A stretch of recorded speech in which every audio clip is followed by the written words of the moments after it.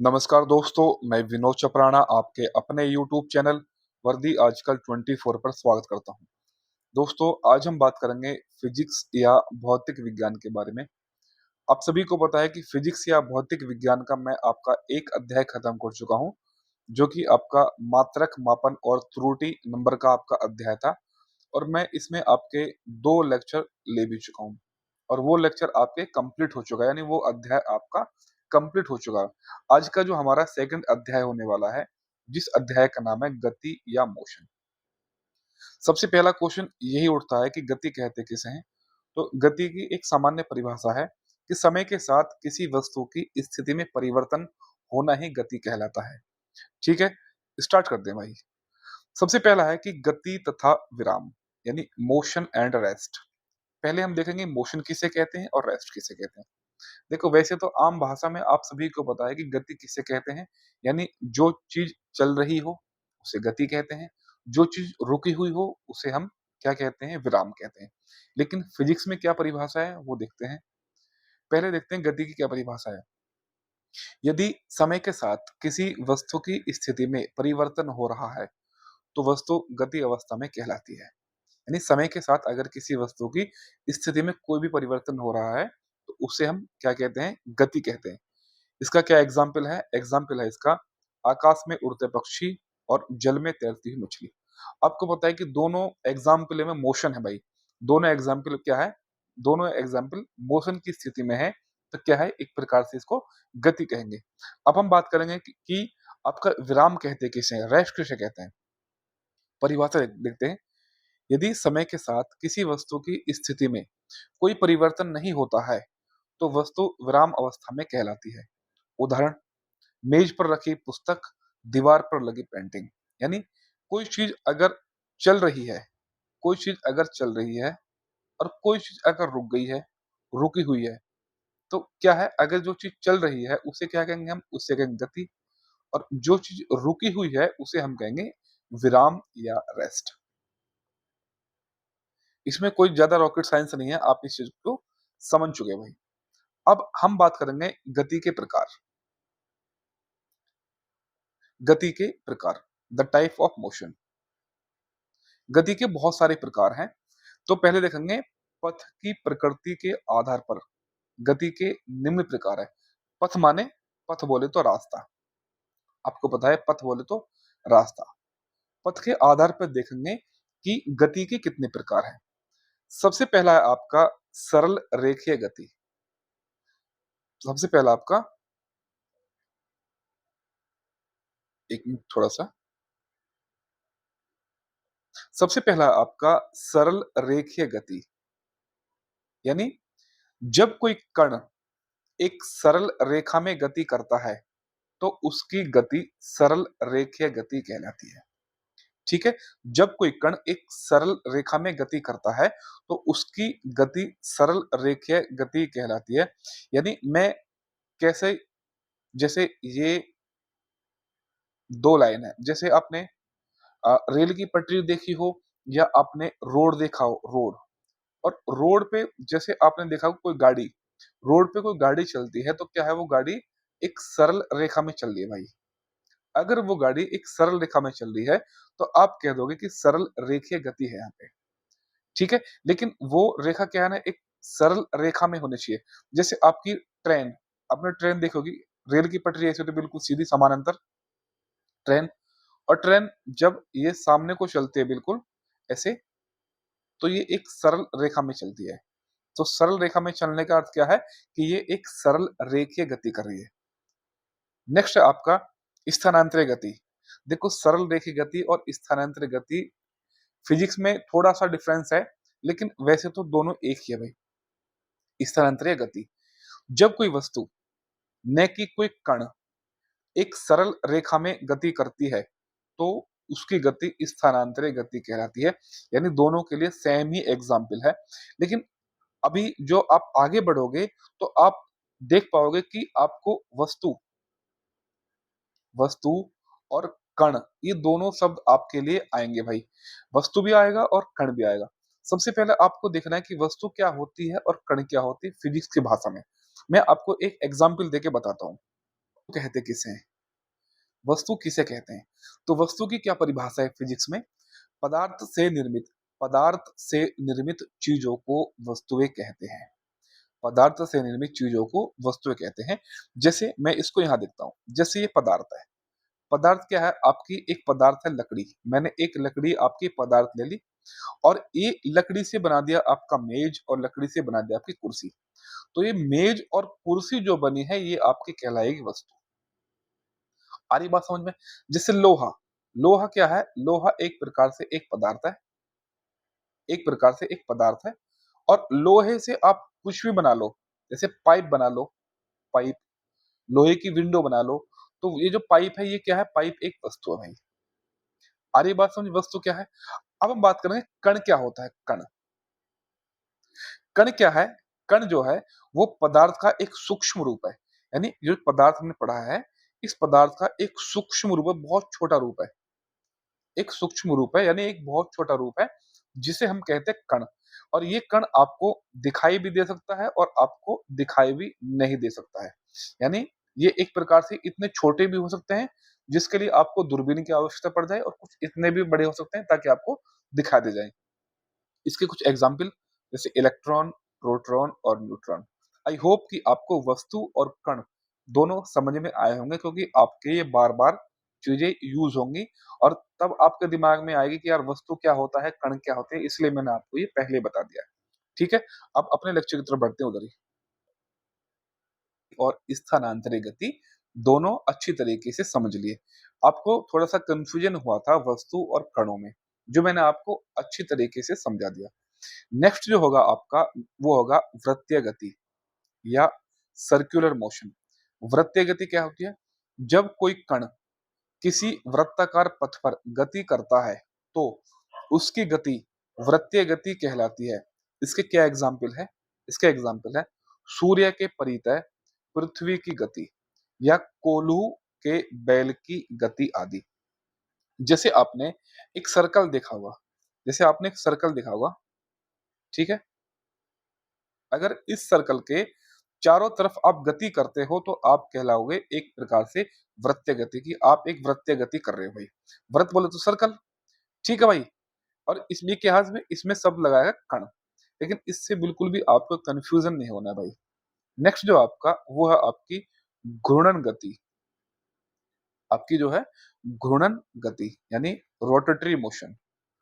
Rotatory motion क्या होता है कि जब कोई वस्तु यानी न कोई कण किसी वृत्ताकार पथ पर गति करता है तो उसकी गति घूर्णन गति कहलाती है। क्या उदाहरण इसके? छत के पंखे की गति और पृथ्वी का अपने अक्ष के परितः घूमना। देखो भाई, है इसमें भी क्या आपका है आपका इसमें भी एक वृत्त, लेकिन क्या है इसमें भी चारों तरफ घुमा रहा है। लेकिन इसमें क्या है? इसमें पहली बात तो बोला कोई वस्तु होनी चाहिए और दूसरी बात क्या है? जो घूर्णन गति होती है वो घूर्णन गति हमेशा अपने अक्ष को पकड़कर होती है। अक्ष, ये अपने अक्ष पर होती है। जैसे आपने सुना होगा कि पृथ्वी जो है, पृथ्वी अपने अक्ष पर वो 23.5 डिग्री झुकी हुई है।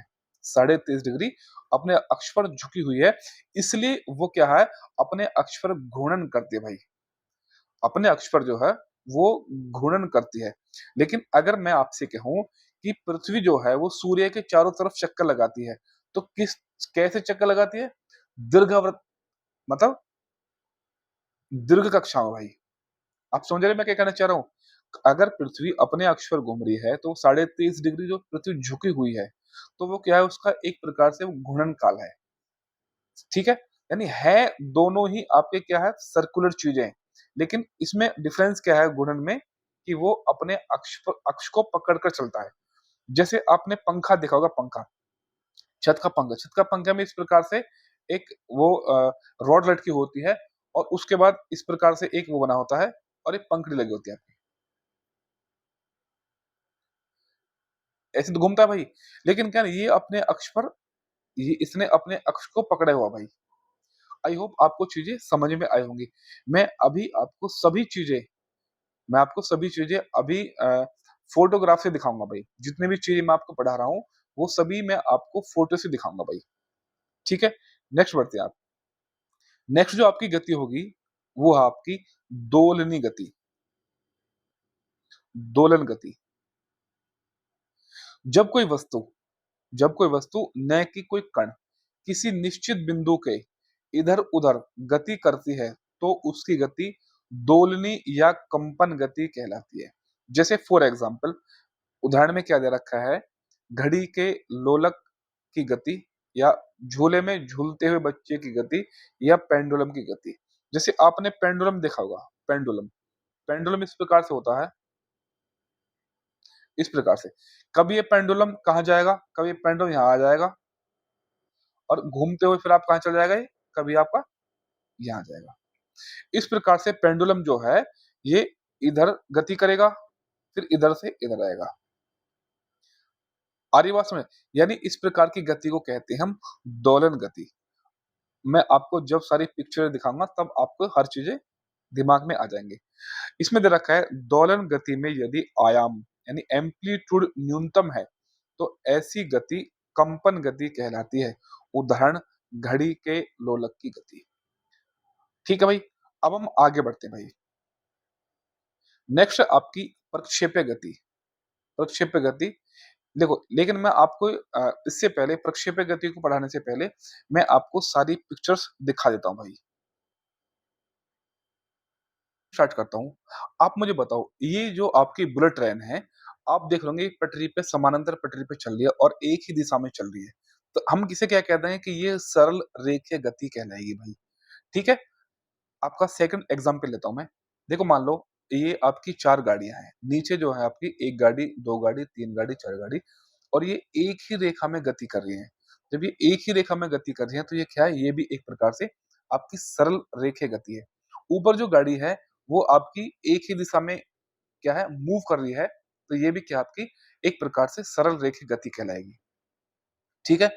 जैसे ये आपकी आप देखोगे ये मारुति गाड़ी है और ये भी आपकी सड़क पर चल रही है। ये भी क्या कहलाएगी आपकी एक प्रकार से आपकी सरल रेखीय गति कहलाएगी भाई। ठीक है? अब आपका हाँ, जैसे ये मैं आपको 4 एग्ज़ाम्पल दिखा रहा हूँ भाई। रोटेटरी मोशन का मतलब क्या है आपका? यानी घूर्णन गति। ये आपका हिंदी में इसको कहते हैं घूर्णन गति। ठीक है? जैसे पहला जो आप ये लट्टू देख रहे हो, इस लट्टू में क्या है? ये देखो अपने अक्ष को पकड़ के घूम रहा है भाई, ये देखो। ये अपने अक्ष को पकड़ के घूम रहा है लट्टू और अपने अक्ष पे घूमे जाएगा ऐसे ही। ठीक है? जैसे ये सॉकर बॉल देख रहे होगे आप और जैसे ये आप देखे होंगे जब आप स्पोर्ट्स खेलते हैं तो इस प्रकार से या तो ये गोला फेंकेगा इस प्रकार से या क्या बोलते हैं, तस्तरी टाइप की सी होती है, उसको फेंकता है। अ, मैं नाम भूल गया क्या बोलते हैं। और जैसे ही आप ये झूला देखते हो, झूला, ये भी क्या है ना, ये भी अपने अक्ष को पकड़ के चल रहा है भाई, ये जिसका अक्ष है भाई। आई होप आपको चीज़ें समझ में आ रही होगी। मैं आपको बस ये ना जो आपकी घूर्णन गति है और जो आपकी वृत्तीय गति है, उनमें अंतर बताना चाहता था और आप अंतर समझ भी गए होंगे कि वृत्तीय गति में क्या है, सीधे बस एक सर्कल के चारों तरफ घूमता है। लेकिन घूर्णन गति में क्या है, वो अपने अक्ष को पकड़ के घूमता है। अगर इसमें पंखा होता, तो आप समझ पाते कि पंखा भी एक प्रकार से क्या है, एक प्रकार से आपकी घूर्णन गति है। ऊपर बढ़ते हैं थोड़ा। हाँ, जिससे वृत्तीय गति आपको पता है आप इस छोटे बच्चे को देख रहे होंगे, इसने क्या अपने हाथ में एक रस्सी ली हुई है और रस्सी में इसने एक कोई मतलब कोई लोहे की कुछ भी लगा लो आप किसी तरीके से और ये इस प्रकार से इसको घुमा रहा है चारों तरफ। तो ये क्या है? ये वृत्तीय गति कर रहा है। जैसे एक सर्कल है ये, एक सर्कल है, ये भी एक प्रकार से क्या है और इस पे बहुत सारी चीज़ें गति कर रही हैं, तो एक प्रकार से ये भी आपकी क्या है, वृत्तीय गति है भाई। ठीक है? अब एक मैंने एग्ज़ाम्पल आपका लिया था दोलिनी गति। दो जैसे बच्चे बहुत सारे बच्चे हैं, झूला झूल रहे हैं। अब पहले क्या है ये लड़की पहले यहाँ थी, ठीक है? पहले यहाँ से लड़की, फिर ऊपर गई, फिर ये अपना ऐसे आ रही है। तो ये क्या है, ये एक प्रकार से लड़की दोलन कर रही है, यानी दोलनी गति कहलाएगी ये, ठीक है? जैसे आपका ये पेंडुलम है, जैसे पेंडुलम पहले यहाँ था, तो पेंडुलम कभी यहाँ जाएगा, इधर और होते हुए फिर यहाँ ऊपर आ जाएगा। तो ये कैसी गति है आपकी दोलनी गति कहलाएगी भाई ये, ठीक है? आगे बढ़ते हैं मैं लेक्चर की तरफ भाई। नेक्स्ट है आपका प्रक्षेपक गति। प्रक्षेपक गति या आपका प्रोजेक्टिव मोशन, ठीक है, प्रोजेक्टाइल मोशन। जैसे पहले मैं इसके एग्जाम्पल पर फोकस करता हूँ। अगर आप इसके उदाहरण एक बार पढ़ लोगे तो आपको परिभाषा रटने में बहुत आसान होगा। मैं हालांकि इसको एक्सप्लेनेशन करके भी दिखाऊंगा आपको। खिलाड़ी द्वारा फेंकी गई गेंद की गति। जब कोई खिलाड़ी गेंद को फेंकता है तो इसकी जो गति होती है उसे प्रक्षेपी गति कहते हैं। जैसे हवाई जहाज से गिराए गए बम की गति, ये भी प्रक्षेपी गति का ही उदाहरण है। जैसे एक समान विद्युत क्षेत्र में उसके लंबवत प्रवेश करने वाले आवेशित कण की गति, ये भी एक प्रकार से क्या है, आपकी प्रक्षेपी गति है। जैसे आपने लंबी कूद लगाई हो, जैसे आपने लंबी कूद लगाई, अगर कोई फिजिकल मारा हो, लंबी कूद लगाई हो, तो वह भी क्या है, एक प्रकार से प्रक्षेपी गति है। जैसे आपने देखा होगा जो नीरज चोपड़ा भाला फेंकता है, नीरज चोपड़ा जो आपका भाला फेंकते हैं, भाला भाला जो फेंकते हैं, वो भी क्या है, जो भाला फेंकने की एक प्रकार से जो स्पीड है, जो मोशन है, वो क्या है, एक प्रकार से वो भी एक प्रकार से प्रक्षेपक गति का ही उदाहरण है भाई। मैं अब इस परिभाषा को पढ़ता हूँ। जब किसी वस्तु को प्रारंभिक वेग से ऊर्ध्वाधर दिशा से भिन्न दिशा में फेंका जाता है तो यह वस्तु गुरुत्वीय त्वरण के प्रभाव के कारण एक वक्रीय पथ यानी कर्व पैथ पर गति करती है, तो उस वस्तु की गति प्रक्षेपीय गति कहलाती है एवं उसका पथ कैसा होता है, प्रक्षेपीय पथ कहलाता है। मैं आपको इसको एक एग्जाम्पल के थ्रू बताता हूँ भाई, ठीक है। मैं पहले आपको चित्र भी दिखा दूंगा बाद में, लेकिन इससे पहले कुछ चीजें हैं, इससे पहले कुछ चीजें हैं। लेकिन देखो, प्रक्षेपी गति से संबंधित महत्वपूर्ण पद, ये पद आपको तब समझ में आएंगे जब मैं आपको चित्र के माध्यम से समझाऊंगा। देखो, सब चीज रट नहीं सकते, लेकिन हाँ, चित्र एक बार बना दिया तो आप खुद ही इन चीजों को रट पाओगे। पहला आपका प्रक्षेपी बिंदु यानी पॉइंट ऑफ प्रोजेक्शन, वह बिंदु जहां से फेंकी गई वस्तु की गति प्रारंभ होती है, प्रक्षेपीय बिंदु कहलाता है। महत्तम ऊंचाई, प्रक्षेपीय गति के दौरान फेंकी गई वस्तु द्वारा तय की गई अधिकतम ऊर्ध्वाधर या लंबवत दूरी महत्तम ऊंचाई कहलाती है। उड्डयन काल यानी फ्लाइट, टाइम ऑफ फ्लाइट, फेंकी गई वस्तु द्वारा प्रक्षेपीय बिंदु से महत्तम ऊंचाई तक पहुंचने तथा वहां से पुनः पृथ्वी तक पहुंचने में लगा कुल समय क्या है, उड्डयन काल कहलाता है। क्षैतिज परास अथवा परास, फेंकी गई वस्तु द्वारा प्रक्षेपी गति के दौरान अपने प्रारंभिक बिंदु से अंतिम बिंदु तक तय की गई कुल क्षैतिज दूरी को उसका क्षैतिज परास अथवा परास कहते हैं। यदि किसी वस्तु को पृथ्वी के तल से 45 डिग्री के प्रक्षेपक कोण पर फेंका जाए तो वह वस्तु अधिकतम संभव परास प्राप्त करेगी। देखो, ये थी आपकी थ्योरी सेक्शन भाई, ये है आपका थ्योरी। अब मैं इसको आपको प्रैक्टिकल करके दिखाता हूँ भाई, तब आपको चीजें 100 के 100% समझ में आएंगी। अभी बेशक आपको 10% समझ में आई, लेकिन तब आपको 100 के 100% समझ में आ जाएंगी। यहाँ जो है मैंने आपके लिए एक चित्र बना दिया है। अब मैं इस चीज को आप समझो, थोड़ी देर के लिए आप इमेजिन करो कि आप ये हो, ये जो चित्र नहीं आपका है, मान लो, ठीक है। और आपके हाथ में है एक बॉल, क्या है आपके हाथ में, एक बॉल है, गेंद। और बॉल को आप जो है ना, बॉल को आप ये फेंक रहे हो, ये जो आपने, जिसके ऊपर मैंने ड्रॉ कर दिया है, ये आपने बॉल फेंकी और ये बॉल उठते हुए कहीं ना कहीं गिरी होगी भाई। जहां से आपने बॉल फेंकनी स्टार्ट की होगी, ठीक है, यहां जैसे बॉल छूटी, इस पॉइंट को बोलते हैं प्रक्षेपीय बिंदु, जो आपको उसमें दे रखा था। क्या आपका प्रक्षेपीय बिंदु, जहां से आपने बॉल फेंकना स्टार्ट किया होगा, जहां से आपके हाथ से बॉल छूटी होगी, और जहां पर बॉल गिरी होगी उसे कहते हैं अंतिम बिंदु। जहां से शुरू किया है उसे प्रक्षेपी बिंदु कहते हैं, और जहां गिरी होगी उसे अंतिम बिंदु कहते हैं। जब आपने बॉल फेंकी होगी तो बॉल एक ऐसी ऊंचाई पे भी गई होगी जो उसकी सबसे ज्यादा ऊंचाई होगी, तो उसे कहते हैं उसकी महत्तम ऊंचाई, उसे कहते हैं उसकी महत्तम ऊंचाई। अब जैसे बॉल आपने जो है, जैसे बॉल आपने यहां से यहां तक फेंकी महत्तम ऊंचाई तक, और ये महत्तम ऊंचाई से फिर जमीन पर भी तो गिरी होगी, ठीक है। यानी जा आपके हाथ से बॉल का छूटना, महत्तम ऊंचाई तक पहुंचना और महत्तम ऊंचाई से नीचे गिरना, ये क्या कहलाता है, आपका उड्डयन काल कहलाता है। क्या कहलाता है, उड्डयन काल कहलाता है। उड्डयन काल। अब जहां से आपने बॉल फेंकना स्टार्ट किया था और जहां पर आपकी बॉल गिरी थी, जहां पर आपकी बॉल गिरी थी, ये और ये, इसके और इसके बीच की दूरी, इसके और इसके बीच की दूरी जो मैं आपको लगा रहा हूं, इसे कहते हैं आप क्या, इसे कहते हैं परास। परास या रेंज। यही रेंज प्राप्त करते हैं जब कोई भाला फेंकता है। जैसे कहते हैं ना, उसने 95 मीटर का भाला फेंक दिया, उसने 90 मीटर का भाला फेंक दिया, तो यहां से लेके और यहां तक की ही दूरी मापी जाती है। ठीक है। अब मैं एक बात और आपको बताना चाहता हूं कि अगर आप भाला फेंकते हो, बॉल फेंकते हो, या आप कोई ऊंची कूद, सॉरी, लंबी कूद मारते हो, या कोई मिसाइल छोड़ते हो, तो कितने डिग्री का एंगल होना चाहिए जो कि ये अधिकतम दूरी तक जाए, ये जो परास है ना, ये अधिकतम दूरी तक जाए, तो ये एंगल होना चाहिए 45 डिग्री। कितना? 45 डिग्री ये होना चाहिए। तब आपका जो लॉन्ग जंप है, सॉरी सॉरी हाँ, जो आपकी लॉन्ग जंप है, या जो आपकी जो आप तोप से गोला छोड़ते हो या आप भाला फेंकते हो, तो 45 डिग्री से अगर आप ये फेंकोगे, तो क्या है, ये आपकी बहुत दूर तक जाएगा परास। या जो आपके क्रिकेटर होते हैं, जो क्रिकेटर होते हैं, क्रिकेटर लंबा छक्का तभी मार पाते हैं जो 45 डिग्री का एंगल बनाकर मारते हैं। आपने देखे भी होंगे बहुत सारे क्रिकेटर जब अपनी प्रैक्टिस करते हैं तो 45 डिग्री पर अपने प्रैक्टिस करते हैं भाई। इतना बहुत होगा भाई। अब हम आगे बढ़ते हैं भाई। प्रक्षेप्य बिंदु क्या है, और महत्तम ऊंचाई क्या है, और उड्डयन काल क्या है, क्षैतिज परास क्या है, और कितने डिग्री का एंगल होना चाहिए जो अधिकतम वस्तु अधिकतम ऊंचाई या अधिकतम परास प्राप्त कर ले, तो 45 डिग्री का एंगल होना चाहिए। ठीक है। अब हम आगे बढ़ते हैं।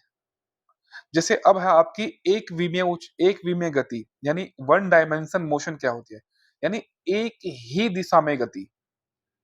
यदि कोई पिंड किसी दिशा में एक सरल रेखा स्ट्रेट लाइन में गति करता है तो इसे एक विमीय गति कहते हैं। एक विमा विमा माने डायमेंशन। ठीक है। ऊपर देखते हैं भाई, और थोड़े एग्जाम्पल देके मैं आपको बताऊंगा तो आप चीजों को समझ पाओगे भाई। ऐसे फिजिक्स दिमाग में बिल्कुल नहीं आएगी भाई। किसी वस्तु की केवल एक विमा, लंबाई हो, चौड़ाई हो अथवा ऊंचाई हो, ही परिवर्तनशील होती है। उदाहरण, क्या उदाहरण है? सीधी सड़क पर गतिमान वाहन, एक निश्चित ऊंचाई से गिरती हुई वस्तु की गति, और सीधी नली में डाली गई गेंद की गति आदि। चीजें आप समझ पाए होंगे कि ये क्या ना, एक ही डायरेक्शन में चीजें हैं, वो आप पहले भी समझ के आ चुके हो। द्विविमीय गति क्या है? टू डायमेंशन मोशन क्या है? जब कोई पिंड एक ऐसे तल में गति करता है जिसमें उसकी स्थिति को दर्शाने के लिए दो अक्षों के निर्देशांकों एक्स वाई, सॉरी, दो निर्देशांकों की आवश्यकता होती है, तो इसे द्विविमीय गति कहते हैं। उदाहरण, तोप से दागे गोले की गति। देखो ये एग्जाम्पल आपके पेपर में आएंगे भाई। देखो तोप से गोला कैसे दागोगे? देखो यहां से आप दागोगे, यहां फेंकोगे भाई। ठीक है। ये दो विमीय गति हुई ना भाई, यहां से फेंका और यहां आ गया। नदी में नाव की गति, किक मारने के बाद हवा में फुटबॉल की गति, सूर्य के चारों ओर घूमते हुए ग्रह की गति, परवलयाकार पथ पर की गई गति आदि। ये मैं जब आप चित्र दिखाऊंगा तो आपके दिमाग में सारी चीजें आ जाएंगी। त्रिविमीय गति क्या है? Three dimension motion. जब कोई पिंड एक प्रकार गति कर रहा है, जब कोई पिंड इस प्रकार गति कर रहा है कि समय के साथ उसकी तीनों विमाओं में परिवर्तन हो रहा है, तो इसे त्रिविमीय गति कहते हैं। उदाहरण क्या है? आकाश में उड़ती हुई पतंग, वायुयान, पक्षियों की गति, गैसीय अणुओं की गति। देखो त्रिविमीय गति क्या है ना, ये तीनों दिशाओं में गति होती है। द्विविमीय क्या, ये दो दिशाओं में गति होती है। मैं आपको अभी एग्जाम्पल के थ्रू बता दिया हूं, और मैं अब आपको ये फोटो के आधार पर बताऊंगा भाई।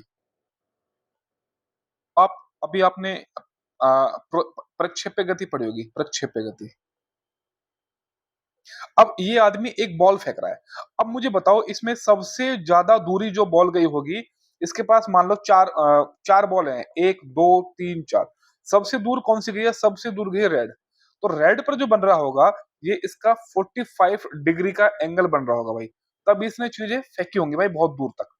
ये आपको पता है कि ये क्या है? ये परास कहलाता है। ये महत्तम ऊंचाई होगी आपकी जो है। ये सब चीजें मैं आपको ऊपर बता के आ चुका हूँ भाई। अब हम बात करेंगे एक विमीय, द्विविमीय और त्रिविमीय गति के उदाहरण के बारे में। देखो, ये सिर्फ क्या है ना, ये गाड़ी सिर्फ आपकी एक ही दिशा में जा रही है भाई।